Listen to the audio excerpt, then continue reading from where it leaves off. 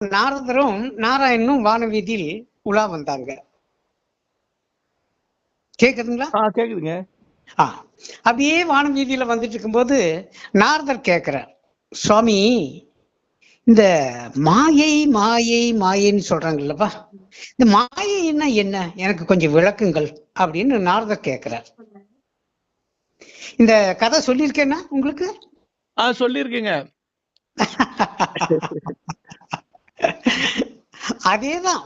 நம்ம உண்மையில இது ஒரு கனவு போல இந்த வாழ்க்கை.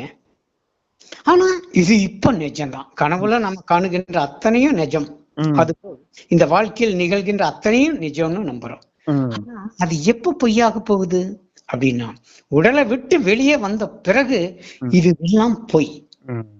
மனைவின்னு ஒண்ணு இல்லை எனக்கு, மக்கள், குடும்பம், வாழ்க்கை, இன்பம், துன்பம், கர்மா, காலம் எதுவுமே இல்லையே. ஏனென்றால் அங்கே நான் மட்டுமே சாஸ்வதம். ஆனா இது எல்லாராலும் முடியாது. ஏன்னா அவர்களுக்குள் காலம் இருக்கிறது, அவர்களுக்குள் கர்மா இருக்கிறது, கர்ம வினை இருக்கிறது, இன்ப துன்ப நுகர்வு இருக்கிறது. ஆகவே உயிரற்ற உடலை போட்டுவிட்டு வெளியே வந்தாலும் அவர்கள் நிம்மதியாக இருக்க முடியாது. ஏனென்றால் இதுவெல்லாம் அவர்களுக்குள் இருக்கிறது சூட்சும சரீரமாக. அப்போ பாக்குறாங்க, ஐயோ என் வீடு எங்கே, மனைவி எங்கே, மக்கள் எங்கே, சொத்து சுகம் எங்கே, நான் சேமித்ததெல்லாம் எங்கே, எல்லாம் இழந்து விட்டேனே, இனி எப்ப பெறுவேன், அற்புதமான வாழ்க்கை அதற்குள் முடிந்து விட்டது என்று ஓலமிட்டு கதறி அழுது இந்த ஜீவன் அலைக்கழிக்கும். ஆகவே இருந்தாலும் அதை பெற முடியாது. திரும்பவும் இழந்தது இழந்ததுதான். மீண்டும் அது முயற்சி செய்கிறது, பலவித ரூப அரூப தோற்றங்களை தேடி ஓடுகிறது. ஆனால் எங்கும் அந்த வாசல் திறப்பதே இல்லை. மீண்டும் காத்திருக்கிறது, அலையாக அலைந்து ஒவ்வொரு கிரகங்கள் வரை அதற்கு அறிவுக்கு, அந்த சிற்றறிவுக்கு எட்டிய வரை செல்கிறது. ஆனால் இங்க இருக்கும் பொழுதே ஏதோ ஒரு பூஜை புனஸ்கர வழிபாட்டில் இருந்த அந்த ஜீவன் அந்த பிரதிமைக்குள் போய் ஒடுங்குகிறது. பிரதிமை என்றால் அந்த இறை ரூப. இங்க இருக்கும்போது எந்த கடவுளை கும்பிட்டாங்களோ அந்த கடவுளுடைய பிரதிமைக்குள் போய் ஒன்றுகிறது. அது இன்னும் கொடுமையானது. ஏன்னா இந்த உடல்ல ஒரு 50 வருஷம் 60 வருஷம் வாழ்றோம்னா அந்த மாதிரி உருவம், ஒரு கற்சிலை அல்லது ரூபம் அல்லது இறை சொரூபமாக காட்சி தந்த அந்த கடவுளுக்குள் போய் ஒடுங்கிவிட்டால் அந்த கற்சிலையோ செம்பு சிலையோ அல்லது வேறு உருவமோ அழியும் வரை அதற்குள் தான் இருக்க வேண்டியதாக இருக்கும்.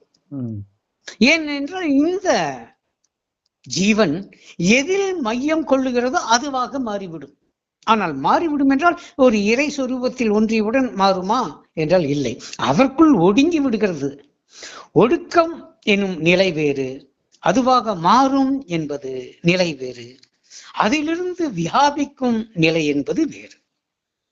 ஒடுக்கம் என்பது ஒன்றினுள் ஒடுங்கி விடுவது. ஆனால் அதிலிருந்து வெளிப்படுதல் என்பது அதுவாக மலர்வது, அதிலிருந்தவாறு எங்கும் வியாபித்தல் என்பது அதி உன்னதமானது. இந்த மாதிரி ஒரு 3 நிலைகளில் இந்த ஜீவன் சிக்கி தடுமாறுகிறான். எதில் போய் ஒடுங்குகிறதோ அதில் நீண்ட காலம் நிலைத்திருந்து அதிலிருந்து பிரிதல் என்பது மறுபடியும் ஒரு மரணம் போன்றதுதான். ஆகவேதான் இப்பிறவி வைக்கும் எப்பிறவி வைக்குமோ ஏதும் அறியேன் பராபரமே சொல்றாங்க. அப்போ இந்த பிறவி வாய்த்திருக்கிறது. ஆனால் இது முடிந்த பிறகு அடுத்த பிறவி எப்பொழுது வாய்க்கும்? அதற்கு காலம் கிடையாது, நேரம் கிடையாது, ஒரு குறிப்பிட்ட அளவுகளும் கிடையாது. அது எவ்வளவு காலம் வேண்டுமானாலும் ஆகலாம். அதன் பிறகு தன்னை மறந்த அந்த நிலை ஏற்படுகிறது. மேலும் மேலும் தான் மனித ரூபம் எடுத்தோம் வாழ்ந்தோம் என்ற அந்த நினைவுகள் யாவும் மறைந்து போன பிறகுதான் அடுத்த பிறவி மீண்டும் தொடர்கிறது. அந்த பிறவி எதை பார்க்கிறதோ, எந்த ரூபத்தை பார்க்கிறதோ இந்த ஜீவன் அந்த ரூபத்தில் போய் மீண்டும் சங்கமமாகிறது. ஆகவேதான் இந்த பிறப்பும் இறப்பும் நம் கையில் இல்லை என அறுதியிட்டு கூறப்படுகிறது. ஆனால் யோகிகளும் சிறந்த மெஞ்ஞானிகளுக்கும் இந்த பிறப்பும் இறப்பும் என்பது அவர்கள் வசத்தில் இருக்கிறது. அதிலும் இந்த குண்டலினி யோகிக்கு இந்த ஜனன மரணம் என்பதும் அவன் வசத்தில் வந்து அமைகிறது. நினைத்தால் உடலை விட்டு வெளியேற முடியும், நினைத்தால் அடுத்த உடலையும் பெற முடியும். ஆனால் இது யோகத்தில் நிலைத்தவர்க்கு மட்டும். மெஞ்ஞானம் பெற்றவர்களுக்கு, பிரம்மஞானம் அடைந்தவர்க்கு ஆத்ம ஞானம் பெற்றவர்க்கு ஜனனம் என்பது கிடையாது. ஏனென்றால் மரணத்தை கடந்து வந்து விட்டவர்கள் அவர்கள். மரணமிலா பெருவாழ்வை பெற்று விட்டவர்கள் அவர்கள். அவர்களுக்கு ஜனனம் கிடையாது. இதில் ஏதாவது ஒரு படித்தரத்தில் நின்று கொண்டாலும் அதிலேயே நிலைத்து நின்று வாழ்வார்.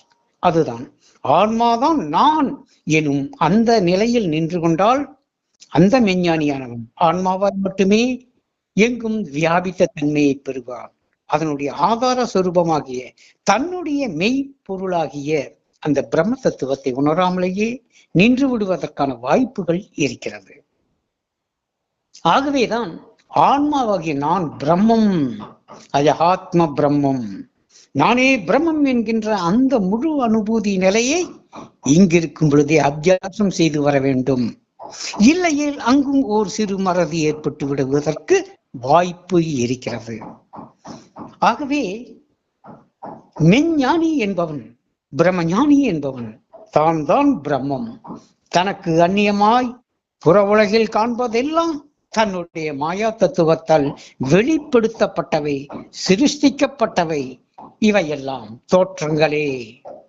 தோன்றி நின்று அழிகின்ற தோற்றங்களில் மயங்கி யானும் தோன்றா நிற்கும் நிலை மறந்து துயரங்கொண்டிருந்தேனே.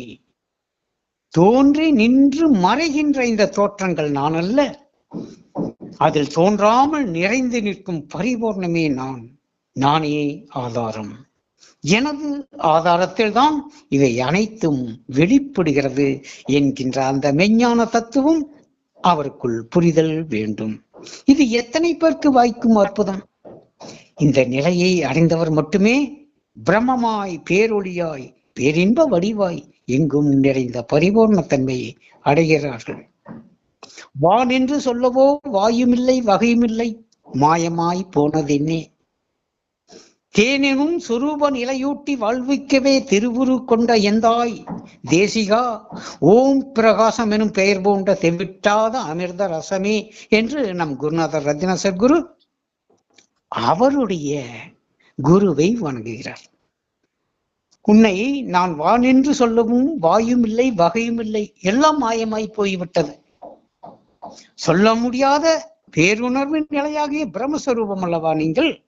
அது மட்டுமல்ல, நீங்கள் எனக்குள் தேன் எனும் சுரூப நிலையூட்டி பேரானந்த சுரூப நிலையை அறிவித்து வாழ்விக்கவே, மரணமிலா வாழ்வை பெறுவதற்கே வந்தருள் செய்த, வந்து நின்று அருள் செய்த தேசிகா, பேரருட் குருவே, ஓம் பிரகாசம் எனும், ஓம் பிரகாசம் எனும் பெயர் பூண்ட தெவிட்டாத அமிர்த ரசமே, உன் நாமத்தை சொல்ல சொல்ல அமிர்த ரசம் பொழிகிறது எனக்குள் என்று கூறுகிறார். அது எத்தகைய ஒரு ஆனந்த நிறைவை அடைந்ததன் வெளிப்பாடு. ஆகவேதான் இந்த அற்புத நிலையை உணர்த்துகின்ற குருவே மெஞ்ஞான குரு. மற்றெல்லாரோளும் எல்லாருமே பொய்மை கொண்ட பொய் குருக்களே தான். ஏனென்றால் மாயைக்குள் நின்று மாயையை மெய் என்று கூறுகின்றவர்கள், இந்த மாயத்தை நீக்கியவர்கள்தான் மெஞ்ஞான குரு என்பதை நாம் உணர்ந்து கொள்வோமாக. என் அன்பு நிறைய அருளாசி, நன்றி செய்க, நலமே பெறுக. பொய்மை என்பது என்ன?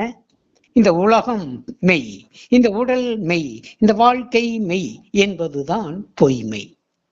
பொய்யெல்லாம் ஒன்றாய் ஒருத்தி வைத்த பொய்யுடலை மெய் என்றால் மெய்யாய் விடுமோ பராபாரமே என்று கூறுகிறார். ஆகவே இந்த பொய்யுடலை, பொய்யுலகை, பொய்யுறவை நீக்கிவிட்டு மெய்யான தன்னைத்தான் அறிதல் வேண்டாவோ? நன்றி செய்கிறார்.